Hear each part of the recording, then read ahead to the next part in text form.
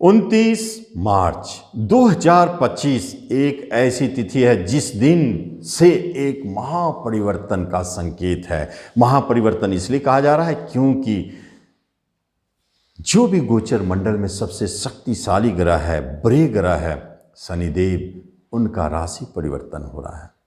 कुंभ राशि से निकल करके शनिदेव अपने घर से निकल करके गुरु के घर मीन राशि में प्रवेश करेंगे। तो जैसे मीन राशि में प्रवेश करेंगे, दो राशि वाले ऐसे हैं जिनके ऊपर शनि की ढैया लगेगी।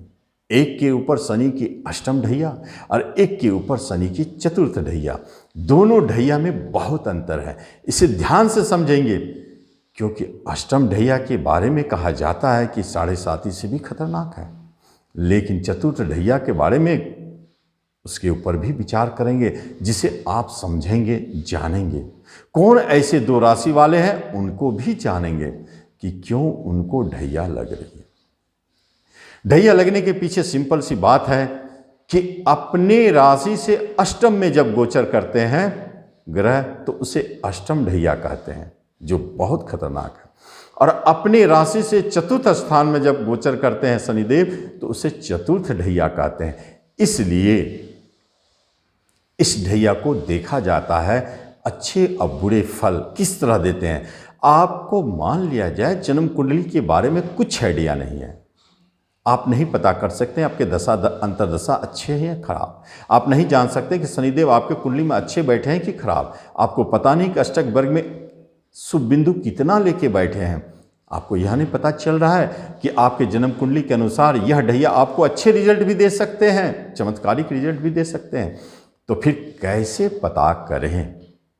नहीं तो कोई योग्य ज्योतिषी के पास जाएं और नहीं तो आप स्वयं मेरी बातों को ध्यान से सुने और समझिए कि आपके साथ अगर ऐसा हो रहा है तो निश्चित तौर पर यह आपके लिए अच्छा नहीं है।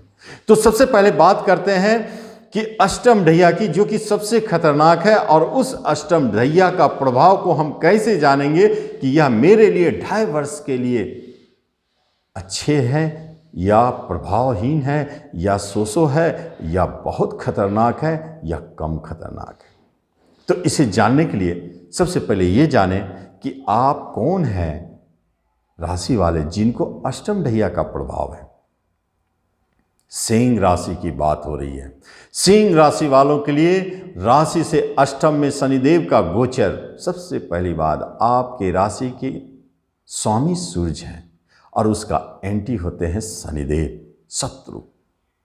तो आपके लिए तो इंतजार में बैठे हैं कि कब ढैया आए अष्टम और फिर हम दिखा भी अपना कमाल।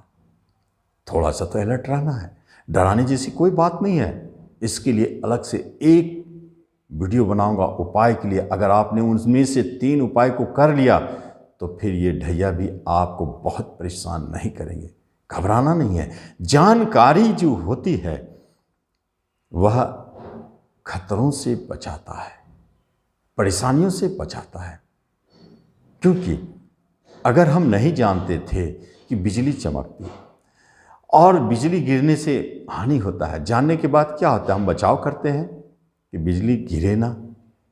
तो उसी तरह 7.5 की जानकारी आपको होना जरूरी है कि अष्टम ढैया कितना खतरनाक है कि वह आपके राशि से अष्टम गोचर कर रहे हैं। अगर आप सिंह राशि हैं और साथ में सिंह लग्न भी है तो आपके लिए खतरे वाली बात शुरू हो गई। और बहुत सारे लग्न वाले हैं जिनके ऊपर यह प्रभाव डेंजरस है। अलग से भी इसके बारे में वीडियो बना दूंगा। पहले ये जाने कि अष्टम ढैया को हम कैसे पकड़े। अगर हमें लग्नों का ज्ञान नहीं है, हमें ग्रहों के शुभत्व का ज्ञान नहीं है, तो कैसे पकड़े? तो एक बात जान लें, जैसे ही 29 मार्च 2025 शुरू हुई, आप देखेंगे क्या आपके जीवन में जो चलता आ रहा था उसमें अचानक एक ऐसा परिवर्तन, अचानक इसलिए कि अष्टम है, अचानक ये घटना को दिखाते हैं।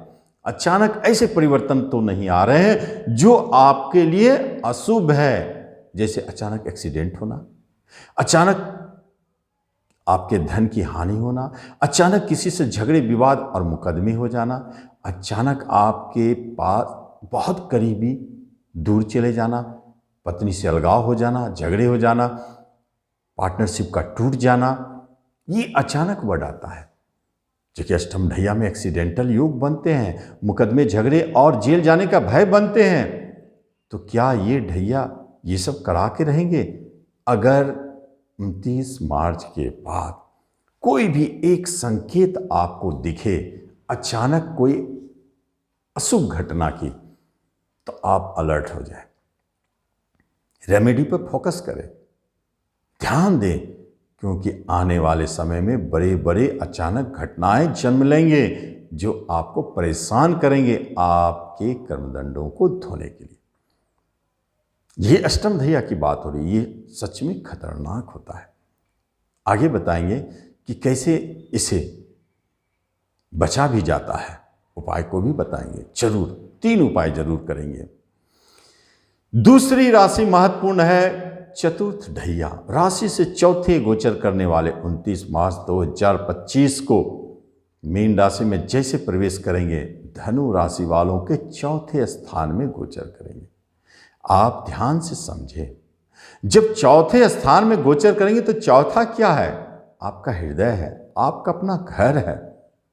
शुभ फल देगा या अशुभ फल देगा, इसे कैसे पकड़ेंगे? इसे पकड़ने का सबसे सीधा तरीका है कि यदि 29 मार्च के बाद आपके घर में कोई कलह शुरू हुई तो सतर्क हो जाए, या आपके वाहन कहीं ठुक गए, एक्सीडेंट हो गए, या घरेलू कोई विवाद या जमीन जायदाद का कोई परेशानी शुरू हो गई, झगड़े शुरू हो गए, तो समझ जाए ये चतुर्थ ढैया आपको परेशान करने के लिए आए हैं। बाकी लोगों को क्या देंगे? ये ढैया बहुत शक्तिशाली, हानिकारक नहीं होते हैं, लेकिन है तो ढैया, वो तो प्रभाव छोड़ेंगे ही, शत्रु पैदा कर देंगे, ऋण लेने की आवश्यकता पड़ सकती है, रोग का भय होगा, कर्म रोजगार में आपको टेंशन परेशानी दिखाई दे सकता है, छूटने की स्थिति आ सकता है। अगर कहीं काम कर रहे हैं तो वहाँ बड़ा दबाव महसूस करेंगे, परेशानी महसूस करेंगे, शत्रु आपके अगेंस्ट खड़ा रहेंगे, आपको हटाने के लिए तत्पर रहेंगे, और सबसे अधिक आपके मन मस्तिष्क तनाव बढ़ेंगे, हृदय पर चोट पहुंचेगा। हृदय रोगी के लिए समय ठीक नहीं है, हार्ट अटैक का चांस बनता है, लंग्स का प्रॉब्लम होता है, रोग तो अचानक आएंगे, एक्सीडेंटल योग भी बनते हैं। तो ये स्थिति बनते हैं जिसमें सबसे अधिक आपके मानसिकता पे प्रभाव डालता है, क्योंकि शनि के 10वीं दृष्टि आपके राशि पर है, जो संकेत देता है कि तनाव सबसे अधिक बढ़ेगा इस ढैया में। धनु वाले सोचते होंगे अभी तो 7.5 साल का चक्र से बाहर निकले हैं और ये कहाँ से 2.5 वर्ष का चक्र फिर परेशान करने वाला हो गया। एक बात जान ले, जितने भी कर्मदंड है सब धुलते नहीं हैं, कुछ न कुछ अटक जाते हैं। आप ही सोचिए, किसी जगह को आप साफ करते हैं तो पूरी तरह से साफ नहीं हो पाता है, कुछ न कुछ गंदगी रह ही जाता है।